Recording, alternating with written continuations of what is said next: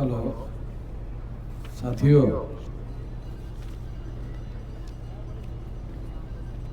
आज भारत मुक्ति मोर्चा, राष्ट्रीय पिछड़ा वर्ग मोर्चा, बहुजन क्रांति मोर्चा, राष्ट्रीय परिवर्तन मोर्चा, बुद्धिस्ट इंटरनेशनल नेटवर्क, इन तमाम संगठनों के माध्यम से आज का ये मूल निवासी बहुजन समाज जोड़ो यात्रा ग्वालियर में आ पहुंची है और इसके माध्यम से जनसभा का आयोजन किया गया है।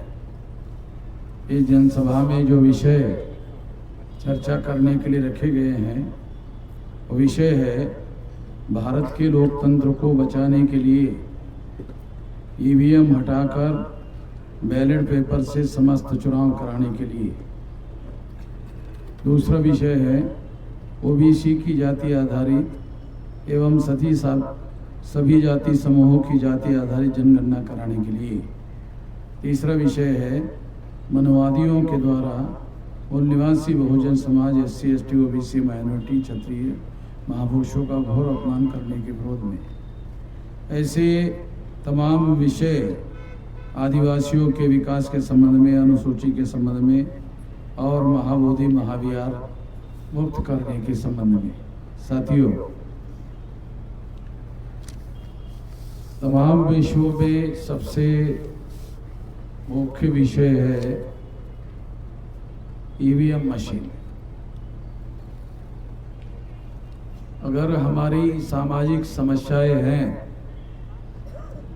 लोकतंत्र होने के बावजूद 26 जनवरी 1950 में देश में संवैधानिक लोकतंत्र लागू किया गया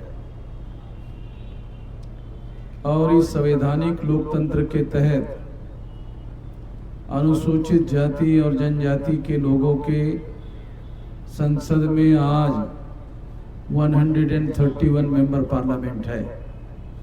अनुसूचित जाति जनजाति के 1000 से ज़्यादा MLA देश भर से चुनकर जा रहे हैं और अगर OBC का आंकड़ा मिला दिया जाए तो ये 60% से ज़्यादा लोग आज भारत के संसद में हमारे SC, ST, OBC के लोग चुनकर जा रहे हैं।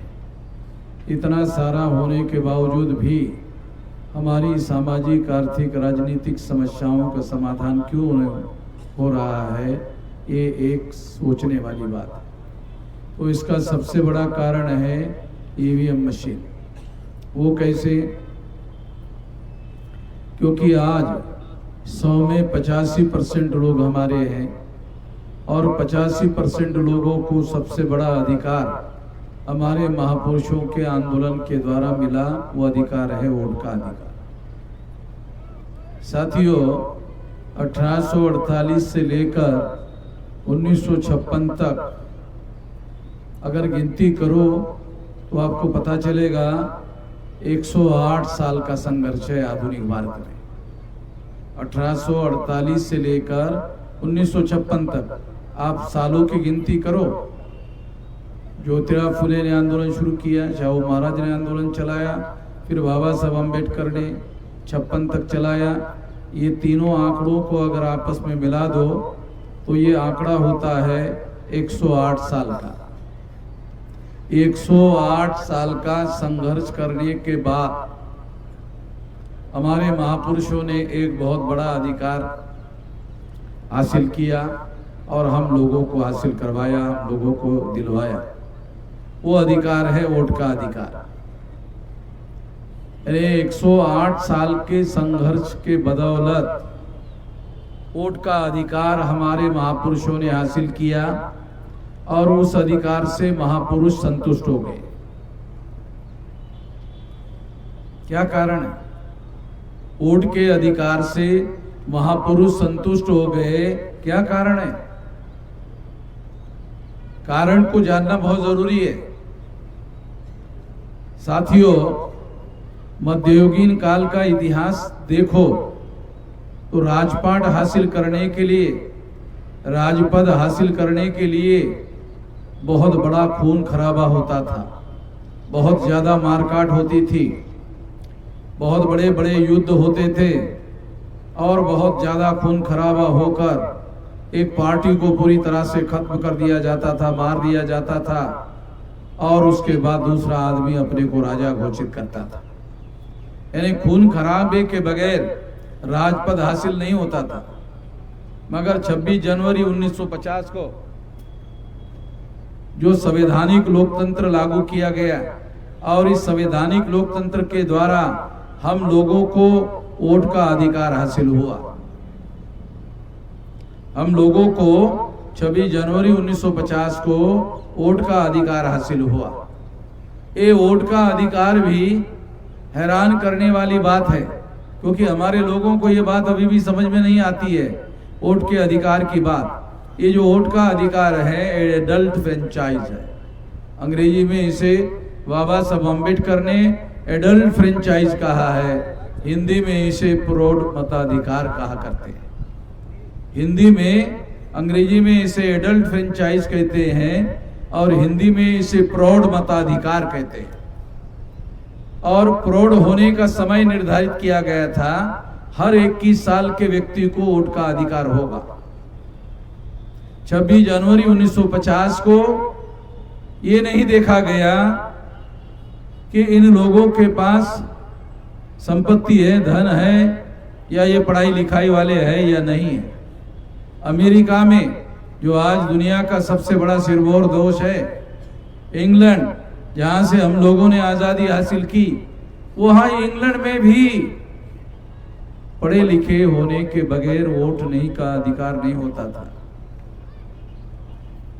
इंग्लैंड में वोट के अधिकार के लिए पढ़ा लिखा होना जरूरी था और उसके साथ साथ टैक्स पेयर होना जरूरी था, टैक्स देने वाला होना जरूरी था।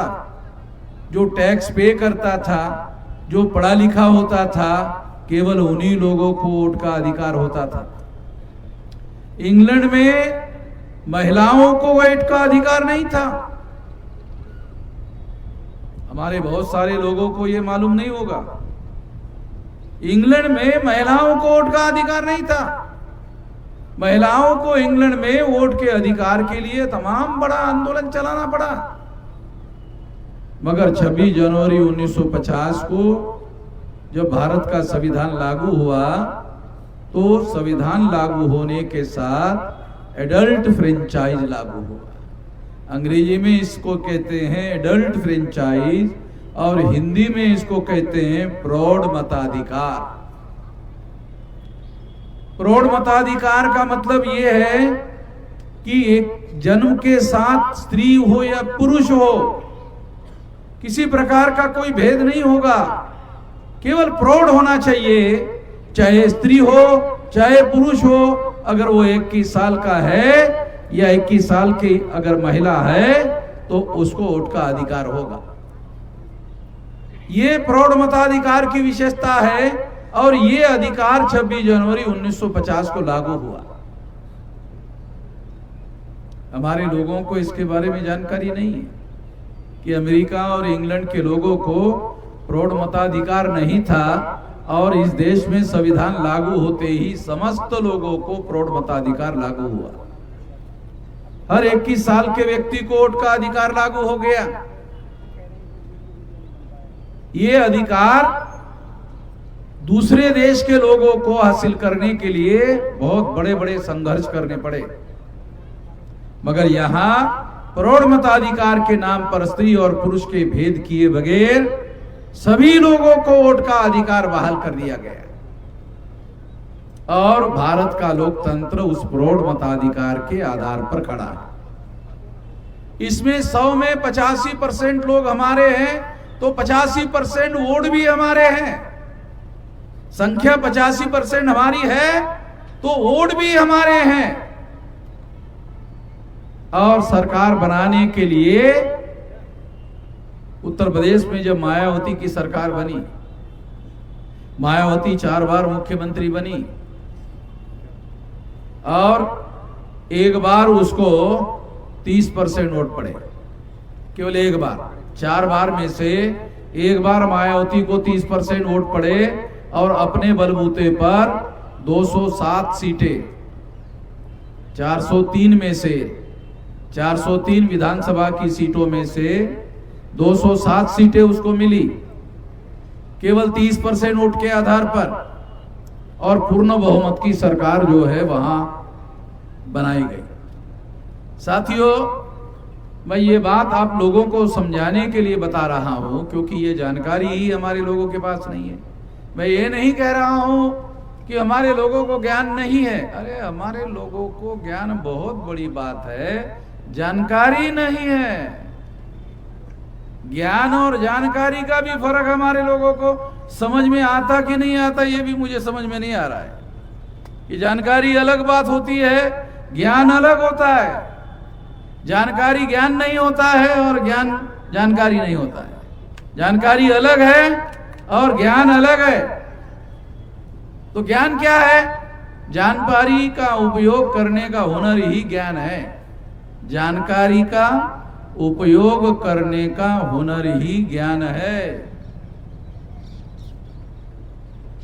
एक बार दोबारा बताता हूं, थोड़ा सा आप याद कर लेना। जानकारी का उपयोग और प्रयोग ही करने का हुनर ही ज्ञान है।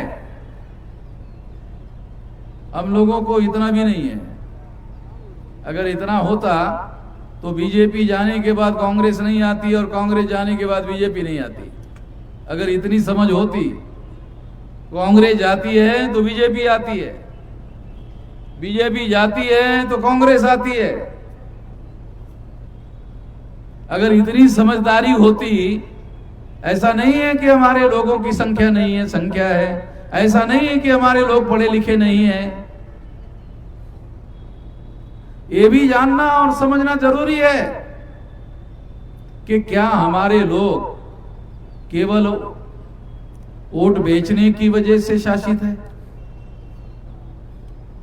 या वोट खरीदने की वजह से ही बीजेपी और कांग्रेस के लोग सरकार बनाते हैं। अगर वोट खरीदने से ही सरकार बनाते और सरकार बनाने में सफल हो जाते तो फिर ईवीएम मशीन की क्या जरूरत थी? फिर ईवीएम मशीन की क्या जरूरत है? ये भी सोचने की बात है। मैं आप लोगों को बता रहा हूं कि हमारे लोग वोट बेच रहे हैं और वो लोग खरीद रहे हैं और खरीदने की वजह से शासक हो रहे हैं। अगर इतना ही होता तो फिर ईवीएम मशीन लाने की जरूरत नहीं थी, क्योंकि वोट को खरीदना आसान काम नहीं है।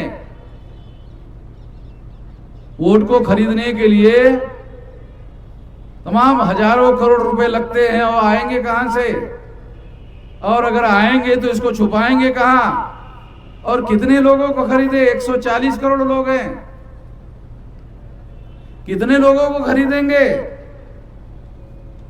और हर खरीदने के बाद निर्दोष छूट जाएंगे, पकड़ में नहीं आएंगे, ऐसा भी नहीं कहा जा सकता। जब आज हम लोग हमारे दुश्मनों के बारे में ये कहते हैं कि वो हमारे लोगों के वोट खरीदने का काम करते हैं, इसका मतलब तो ये हो गया कि हमें जानकारी हो गई है कि हमारा दुश्मन हमारे लोगों के वोटों को खरीद रहा है। ये जानकारी हम लोगों को हो गई है। ये जानकारी होना ही बहुत बड़ा खतरा है उन लोगों के लिए।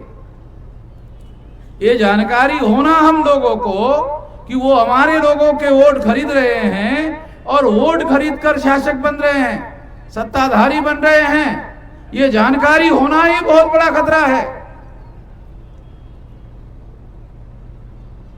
अगर ये खतरा उनको मालूम नहीं होता तो उनको ईवीएम मशीन लाने की जरूरत नहीं होती। ईवीएम मशीन इसलिए लाई गई है। ईवीएम मशीन बनाने का काम अमेरिका ने किया, जापान ने किया, जर्मनी ने किया। अमेरिका में ईवीएम मशीन नहीं है, जर्मनी में ईवीएम मशीन नहीं है, जापान में ईवीएम मशीन नहीं है। वह 100% पढ़े लिखे लोग हैं। और चूंकि ये टेक्नोलॉजी की बात है, हमारे देश के कितने लोगों को टेक्नोलॉजी समझ में आती है? अमेरिका के लोगों के तुलना में, यूरोप के लोगों के तुलना में हमारे लोगों के अंदर, हमारे यहां मशीनें जब आई तो कर्मचारियों को रखा गया, चुनाव आयोग ने कर्मचारियों के रखे और लोगों को कहा कि वो ऐसा हाथ पकड़कर बोलते थे, ऐसा ऐसा दबा, ऐसा दबा, ऐसा दबा, सिखाया। अमेरिका के लोगों को सिखाने की जरूरत नहीं है, ये ऐसा दबाओ, ऐसा दबाओ, ये सिखाने की जरूरत नहीं है अमेरिका के लोगों को, यूरोप के लोगों को, जापान के लोगों को, जर्मनी के लोगों को। मैं जब अमेरिका गया 2-3 महीने के लिए, वहां इंग्लैंड गया, तो मैंने देखा एक घर में अगर फादर है, पिता है, उसका कंप्यूटर लगे, एक ही घर में मदर है, उसका कंप्यूटर लगे, बेटा है, उसका कंप्यूटर लगे। मैंने पूछा, अरे भाई आपका एक ही घर है, ये 3-3 कंप्यूटर का के लिए? कहा कि नहीं, वो मेरे बेटे का है, ये मेरे पत्नी का है, ये मेरा है। और सबका काम जो है वो अपना अपना करते रहते हैं और उसका लॉक एंड की होता है। मैंने कहा ये बात तो सही है, क्योंकि कंप्यूटर का भी लॉक एंड की होता है और वो लॉक एंड की में उनका अपना डाटा होता है, उनकी अपनी जानकारी होती है। वो सब लोगों के लिए ओपन नहीं होती है, सबके लिए खुली नहीं होती है। तो इस तरह से मैंने एक एक घर में जितने लोग अमेरिका, यूरोप में उतने कंप्यूटर। तो हमारे यहां अक्षरों की साक्षरता की समस्या है। देखो, साक्षरता का भी मामला हम लोगों को ठीक से समझना होगा। अक्षरों की साक्षरता अभी 100% नहीं है हमारे देश में। 100% लोगों को भारत में अक्षरों की पहचान है, ये कहना गलत होगा, सही नहीं होगा। मगर अमेरिका में, यूरोप में संगणक की साक्षरता है। अक्षरों की साक्षरता से मामला आगे बढ़ गया। संगणक की साक्षरता, कंप्यूटर की साक्षरता अलग मामला है, अक्षरों की साक्षरता अलग मामला है। हमारे देश में अभी भी 75 साल से ज्यादा समय हो गया आजादी हासिल करने के बाद। आजादी हासिल करके 75 साल से ज्यादा समय हो गया और आने वाले कुछ ही दिन में 100 साल पूरे हो जाएंगे। अभी 2025 चल रहा है, 25 साल के लगभग 25 साल में, आने वाले समय में 100 साल पूरा हो जाएगा। और 100 साल में भी हम लोग 100% साक्षर हो जाएंगे कि नहीं हो जाएंगे, इसकी कोई गारंटी अभी लग नहीं रही है, क्योंकि सरकार के पास इस तरह का कोई कार्यक्रम चल रहा है, ऐसी ही कोई जानकारी नहीं। हमारे लोगों को जागृत करने का तो छोड़ो, साक्षर करने के लिए तैयार नहीं है। 15 अगस्त 1947 को जो आजादी मिली, निश्चित रूप से वो आजादी हमारी आजादी नहीं है। 15 अगस्त 47 को जो आजादी मिली, वो आजादी निश्चित रूप से हमारी आजादी नहीं है। अगर वो आजादी हमारी होती तो 75 साल का समय थोड़ा नहीं होता है, बहुत ज्यादा होता है। ऐसा भी नहीं है कि हमारे देश के पास पैसे की कोई कमी है। कितने लोगों को पता है कि भारत सरकार का अभी जो करंट बजट है, वो करंट बजट जो है 42 लाख करोड़ से ज्यादा है। कितने लोगों को ये आंकड़ा समझ में आया है जो मैंने कहा? किसी ने मान लिया होगा 42 लाख, किसी ने 42 करोड़ मान लिया होगा, किसी ने 42,000 करोड़ मान लिया होगा। मगर मैंने ये तीनों में से कोई भी आंकड़ा नहीं कहा, मैंने कहा 42 लाख करोड़। 42 लाख करोड़। ऐसा कहने के बाद भी हमारे लोगों को समझ में आया होगा, नहीं कहा जा सकता ये कितना आंकड़ा मैं कह रहा। इतना बजट अकेले एक साल का है, वो भी केंद्र सरकार का। राज्य सरकारों के बजट अलग है। महानगर पालिकाओं के बजट अलग है, नगर पालिकाओं के बजट अलग है, जिला पंचायत के बजट अलग है, तालुका पंचायत के बजट अलग है, ग्राम पंचायत के बजट अलग है। हर एक को टैक्स लगाने का अलग अधिकार है और पैसा इकट्ठा करने का टैक्स के द्वारा अधिकार अलग अलग है। ये सारा पैसा संस्थाओं के पास जमा होता है और एक साल में खर्चा होता है। इतना सारा सारे देश भर में होता है। और इतना सारा होने के बावजूद भी बहुत तेजी से विकास होना चाहिए था। ये पैसे की कमी नहीं है, रिसोर्सेज की कमी नहीं है। बहुत बड़े पैमाने पर टैक्स के रूप में पैसा भारत सरकार के और तमाम सरकारों के पास आता है। इसलिए साथियों कि इस देश में जो सबसे बड़ी कमी है, लोकतंत्र है मगर रिप्रेजेंटेटिव गवर्नमेंट नहीं है। अनुसूचित जाति और जनजाति के 131 मेंबर पार्लियामेंट है करंट पार्लियामेंट में 131 मेंबर पार्लियामेंट है।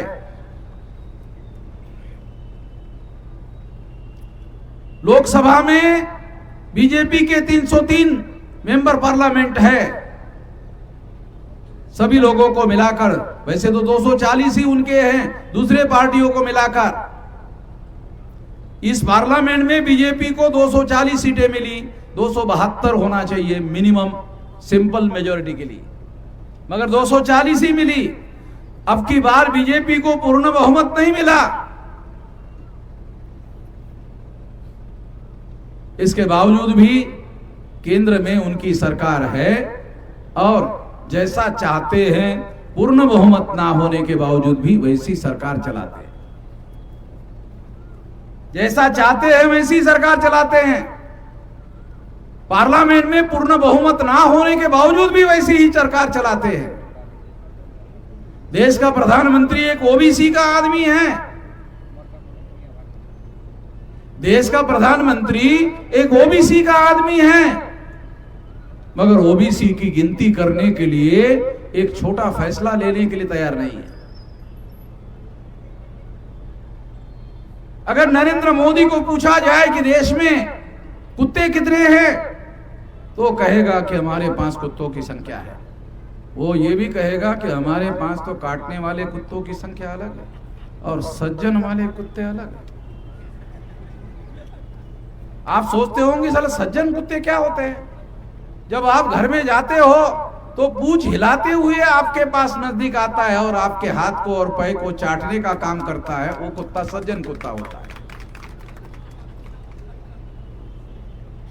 तो एक तो काटने वाले कुत्ते होते हैं और एक सज्जन कुत्ते होते हैं। सरकार के पास उनके आंकड़े हैं, मगर सरकार के पास ये पूछा जाए कि ओबीसी की जनगणना, ओबीसी की गिनती कितनी है, ओबीसी के पढ़े लिखे लोग कितने हैं, उसमें गरीब कितने हैं, उसमें निर्धन कितने हैं, उसमें ओबीसी के ऐसे लोग कितने हैं जिनको 2 टाइम भोजन करने को पर्याप्त मिलता है, ऐसे लोगों की भी संख्या निकाली जा सकती है। ये गिनती क्यों नहीं करते हैं? क्योंकि गिनती करने से सारा का सारा डाटा डिक्लेयर करना पड़ता है, जनता के सामने डिक्लेयर करना पड़ता है। और कोई भी भारत का नागरिक अगर सांख्यिकी विभाग में जाकर आंकड़ा मांगे और तमाम प्रकार का आंकड़ा मांगे, वो देना पड़ता है। कानून बना हुआ है, डाटा का कानून बना हुआ है और वो डाटा देना पड़ता है। और डाटा मांगने वाला आदमी डाटा केवल मांगने से संतुष्ट नहीं होता, वो उसे सार्वजनिक कर देता है। सार्वजनिक करके फिर सवाल खड़े करता है, अरे इतने साल हो गए, इतने साल से सरकार चल रही है, इतने साल आजादी हो गई, फिर भी इतना ऐसा हो रहा है क्यों? यही लोकतंत्र है। हर आदमी को अधिकार है, हर नागरिक को अधिकार है सवाल उठाने का। केवल एमएलए एमपी को ही सवाल उठाने का अधिकार नहीं है। लोकतंत्र में हर नागरिक को सवाल उठाने का अधिकार है, सवाल पूछने का अधिकार है, सरकार बनाने का अगर कोई आदमी है वो चाहता है, एक आदमी चाहता है कि मैं भी सरकार अपनी बनाऊं, वो भी अपनी पार्टी बना सकता है। कोई भी आदमी अपनी पार्टी बना सकता है और बहुमत हासिल करने के लिए कोशिश कर सकता है, और कोशिश करने के बाद अगर बहुमत हासिल हो जाता है तो सरकार बना सकता है, प्रधानमंत्री बन सकता है। कोई किसी को रुकावट नहीं है। यही लोकतंत्र है। इसलिए साथियों, हम लोगों को इस देश में लड़ाई लड़े बगैर, संघर्ष किए बगैर, हमारी अपनी गिनती करने के लिए कोई तैयार नहीं है। देश का प्रधानमंत्री हमारे अपने ओबीसी समाज का है, मगर वो ओबीसी समाज का प्रधानमंत्री है नरेंद्र मोदी। वो मोदी ब्राह्मणों के द्वारा, वो भी आरएसएस के ब्राह्मणों के द्वारा नॉमिनेटेड प्राइम मिनिस्टर है। एक तो रियल रिप्रेजेंटेटिव होता है और एक नॉमिनेटेड रिप्रेजेंटेटिव होता है। नरेंद्र मोदी रियल रिप्रेजेंटेटिव नहीं है, नरेंद्र मोदी नॉमिनेटेड रिप्रेजेंटेटिव है, एंड नॉमिनेटेड बाय ब्राह्मण, नॉट ओनली ब्राह्मण बट आरएसएस ब्राह्मण। आरएसएस ब्राह्मण एक अलग बात है, ध्यान रखो। एक ब्राह्मण देश में सबसे ज्यादा संगठित समूह है और उस संगठित समूह में आरएसएस ब्राह्मण, ये जो आरएसएस ब्राह्मण है ये सबसे ज्यादा संगठित समूह है। उनको ज्यादा समझ में आता है क्या करना चाहिए, और एससी एसटी ओबीसी के लोगों की ज्यादा संख्या है, इस संख्या को घटाया कैसे जाए ये वो जानते हैं। घटाया नहीं जा सकता, मगर घटाया कैसे जाए वो जानते हैं। वो कैसे घटाते हैं, तो एससी एसटी ओबीसी के लोगों को एससी एसटी ओबीसी कहने के बजाय आरएसएस के लोग, भाजपा के लोग एससी एसटी ओबीसी के कहते ही नहीं है। पहली बात, एससी एसटी ओबीसी के लोगों को आरएसएस के लोग, भाजपा के लोग एससी एसटी ओबीसी कहते ही नहीं है, वो कहते हिंदू लोग। ध्यान रखो, आपके सामने बता रहा हूं और रिकॉर्डेड बातें हैं, और अखबारों में, टीवी में, कहीं पर भी वो बोलेंगे तो हिंदू बोलेंगे। हम लोगों को हिंदू बोलते हैं। संविधान ने हमें एससी के नाम पर अधिकार दिया, संविधान ने हमें एसटी के नाम पर अधिकार दिया, संविधान ने हमें ओबीसी के नाम पर अधिकार दिया। संविधान में कहीं पर भी हिंदू के नाम पर हमें अधिकार नहीं है। कितने लोगों को पता है? खास बात आपको बता रहा, अगर कोई आदमी हमें हिंदू कह रहा है तो इसका इनडायरेक्ट अर्थ ये होता है कि आपके कोई अधिकार हम नहीं मानते। ये भी एक अर्थ होता है। एससी एसटी ओबीसी कहेंगे तो आपके अधिकार संविधान ने पहले ही स्वीकार कर लिए, पहले ही मान लिए हैं। संविधान ने स्वीकृत कर लिया है आपके अधिकार है, मगर आपको जैसे ही हिंदू कहा जाए, हिंदू के नाम पर कोई अधिकार ही नहीं है। दयानंद सरस्वती का नाम सुना होगा, वो कहता है हिंदू मुसलमानों की दी हुई गाली है। अगर आज के ब्राह्मण एससी एसटी ओबीसी को हिंदू कहते हैं तो ये फिर कहा जा सकता है दयानंद सरस्वती के कहने के अनुसार कि ब्राह्मण लोग हमको हिंदू कहकर गाली क्यों दे रहे हैं। एक सवाल बन रहा है कि अगर दयानंद सरस्वती उनका ही ब्राह्मण है और सबसे बड़ा और सबसे पहला ब्राह्मण है, वो कहता है कि हिंदू मुसलमानों की दी हुई गाली है, और आज के तारीख में ब्राह्मण लोग हम लोगों को हिंदू कहते हैं, और हिंदू कहते हैं तो हिंदू कहकर हम लोगों को गाली क्यों दे रहे हैं।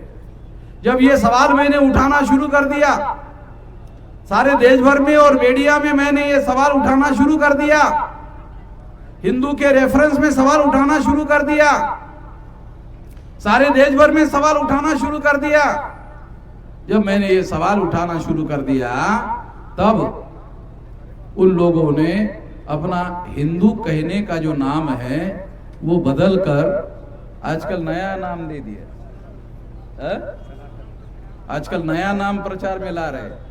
आपको पता नहीं होगा कि ये नाम सनातन जो अभी कह रहे हैं ये क्यों आया। वो मैंने ही मामला खड़ा किया कि हिंदू मुसलमानों की दी हुई गाली है, तो तुम हमको गाली क्यों दे रहे हो। तो उनको लगा कि वामन मेश्राम सारे हिंदुओं को ब्राह्मणों के विरोध में खड़ा कर देगा, तो बहुत खतरनाक मामला है हिंदू कहना। मेरी वजह से ही हिंदू कहना बंद कर दिया। और हिंदू कहने के बाद उन्होंने नया शब्द लाया, सनातन। तो फिर मैंने सवाल उठाया। क्या सवाल उठाया? अरे ये सनातन शब्द भी तुम्हारा नहीं है, ये सनातन भी तुम्हारा शब्द नहीं है। एस धम्मो सनातनो, ये पाली भाषा में सनातन शब्द जो है पाली भाषा का है, और एस धम्मो सनातनो जो बुद्ध का प्रवचन है उसमें पहली बार आया है सनातन। सनातन शब्द जो है ये पहली बार आया है इस धम्मो सनातनों में। तो इस तरह से सनातन शब्द भी संस्कृत भाषा का नहीं है, हिंदी भाषा का नहीं है। ये सनातन शब्द जो है ये पाली भाषा का है। और चूंकि पाली भाषा यहाँ जो मूल निवासी लोग हैं उन लोगों की अधिकृत भाषा हुआ करती थी हजारों साल पहले, तो उस मूल भाषा में बुद्ध ने कहा कि हमारे लोगों के मूल भाषा में इसे मेरे सारे प्रवचनों को मूल भाषा में लिखो, ब्राह्मणों के संस्कृत भाषा में मत लिखो। क्योंकि वो कुछ साल के बाद, चूंकि ये ब्राह्मणों के नियंत्रण की भाषा है, जो मैंने कहा वो उनके संस्कृत में उल्टा पुल्टा कर देंगे, बदल देंगे, चेंज कर देंगे, इसलिए संस्कृत में मत लिखो। ये बुद्ध के आदेश पर पाली भाषा में लिखा गया। साथियों, ये बात मैं इसलिए आप लोगों को कह रहा हूं कि हमें अपना मूल इतिहास मालूम होना जरूरी है, मूल जानकारी होना बहुत जरूरी है, और इसके आधार पर हम लोगों को मूल समझ में आ सकता है। इसलिए हम लोगों को परिवर्तन के आंदोलन को आगे बढ़ाने की जरूरत है। हमें सबसे ज्यादा परिवर्तन की जरूरत है। हम ब्राह्मणिकल सोशल ऑर्डर में फंसे हुए लोग हैं। वर्ण व्यवस्था ब्राह्मणों की व्यवस्था है, जाति व्यवस्था ब्राह्मणों की व्यवस्था है, अस्पृश्यता ब्राह्मणों की व्यवस्था है, आदिवासियों का सेग्रीगेशन ब्राह्मणों की व्यवस्था है, मूल निवासी लोगों के टुकड़े बता रहा हूं, और शूद्रत्व पिछड़े वर्ग पर थोपा जाना ब्राह्मणों की व्यवस्था है, शूद्रत्व महिलाओं पर थोपा जाना ब्राह्मणों की व्यवस्था है। क्या आप लोगों को पता है ब्राह्मण के घर में ब्राह्मण को पैदा करने वाली उसकी मां ब्राह्मण नहीं है पता? ब्राह्मणों का लिटरेचर अगर आप पढ़ोगे तो आपको पता चलेगा, ब्राह्मणों के लिटरेचर में लिखा हुआ है कि ब्राह्मण की मां जो ब्राह्मण को पैदा करती है वो भी शूद्र है। समस्त महिलाएं शूद्र है, तो ब्राह्मण की मां भी शूद्र है। ब्राह्मणों के शास्त्र कहते हैं सारी महिलाएं शूद्र है, तो इसका मतलब है ब्राह्मण को पैदा करने वाली मां भी शूद्र है। तो इस तरह से ब्राह्मण लोग जो है, ये सारा लिटरेचर, ये सारा इतिहास हमारे लोगों को समझने की जरूरत है। मैं ये बात इसलिए बता रहा हूं कि समस्त महिलाएं जो है, क्योंकि विदेश से ये जो डीएनए के अनुसार जो रिसर्च प्रमाणित हुआ, ब्राह्मणों का जो डीएनए है उसके अनुसार ये पुरुष ही भारत में आए, और यहाँ प्रजा उत्पन्न करने के लिए यहाँ से ही महिलाओं को उन्हें उठाया और यहाँ से ही प्रजा पैदा किया। इसलिए ब्राह्मणों के घरों में जो महिलाएं हैं वो भी मूल निवासी है। ये डीएनए के अनुसार प्रमाणित है। साथियों, ये जानना, ये समझना बहुत जरूरी है, क्योंकि ये मामला आने वाले समय में सबसे बड़ा मामला बनने वाला है, सबसे बड़ा इशू बनने वाला है। जैसे 15 अगस्त 1947 को हमारा देश आज़ाद हो गया। आज़ाद हो गया तो गांधी जी ने क्विट इंडिया मूवमेंट चलाया, भारत छोड़ो आंदोलन चलाया। भारत छोड़ो आंदोलन अंग्रेजों के विरोध में चलाया। अंग्रेज चले गए और अंग्रेजों की जगह ब्राह्मण भारत के हुक्मरान हो गए। पंडित जवाहरलाल नेहरू भारत के हुक्मरान हो गए, एक काश्मीरी ब्राह्मण था। तो गांधी जी के द्वारा एक विदेशी चला गया और दूसरा विदेशी भारत का हुक्मरान हो गया। अगर ये ब्राह्मण विदेशी नहीं था तो हमारी गिनती करने के लिए आज तक विरोध क्यों किया? अभी गिनने के लिए भी तैयार नहीं है। गांव देहात में कभी कभी झगड़ा होता है गांव देहात में, तो गिनना कितना महत्वपूर्ण है ये समझाने के लिए उदाहरण बोल देता हूं। गांव देहात में लोग कहते हैं, अरे मैं तेरे को क्या गिनता हूं, बोलते ना, मैं तेरे को क्या गिनता हूं। यानी गिनना बहुत जरूरी है। गिनना जो है बहुत ज्यादा जरूरी है। गिनना, गिनने का बहुत ज्यादा महत्वपूर्ण है, महत्व है। तो इस तरह से साथियों, हम लोगों को इस देश में हर मुद्दे के लिए, हर समस्या के लिए लड़ना जरूरी है, और लड़े बगैर हमारी समस्या का समाधान होने वाला नहीं है। और लड़ने का तरीका क्या होगा? अगर आप आइसोलेशन में लड़ते हो, अगर आप तर्क से लड़ते हो तो अकेला आदमी पर्याप्त है। अगर आप तर्क से लड़ते हो तो अकेला आदमी पर्याप्त है, मगर अकेले लड़ने से आप सफल नहीं हो सकते। आपको सफल होना है तो संगठित शक्ति का निर्माण करके ही आप सफल हो सकते हैं। सफलता हासिल करने के लिए अकेले लड़ने से कामयाबी हासिल नहीं होने वाली, अकेले लड़ने से सफलता मिलने वाली नहीं है। इसलिए संगठित शक्ति का निर्माण करना होगा, और संगठित शक्ति का निर्माण करने के लिए हम लोगों को संगठित करना जरूरी होगा। साथियों, हम लोगों ने सबसे पहले फुले शाहू आंबेडकर के आंदोलन से जो लोग पढ़े लिखे हो गए, उन पढ़े लिखे लोगों का हमने बामसेप नाम का संगठन बनाया।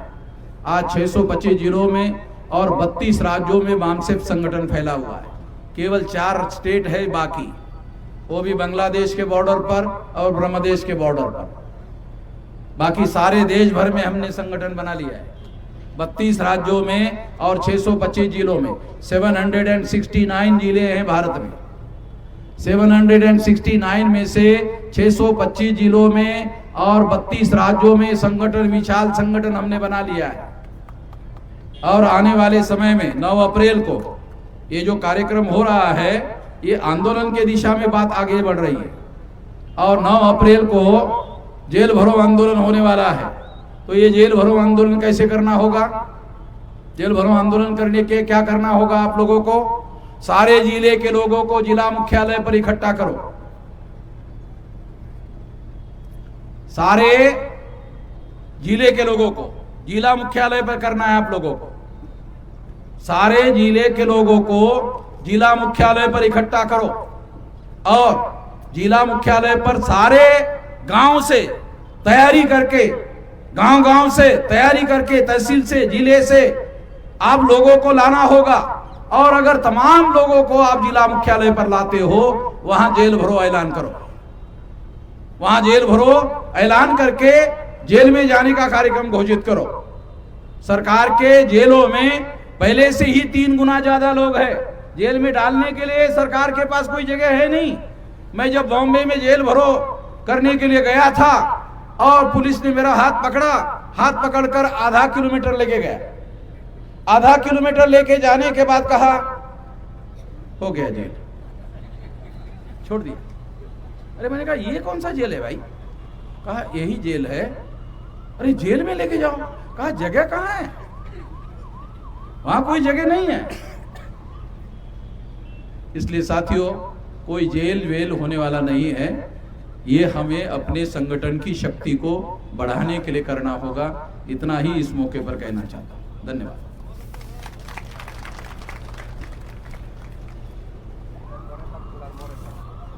बहुत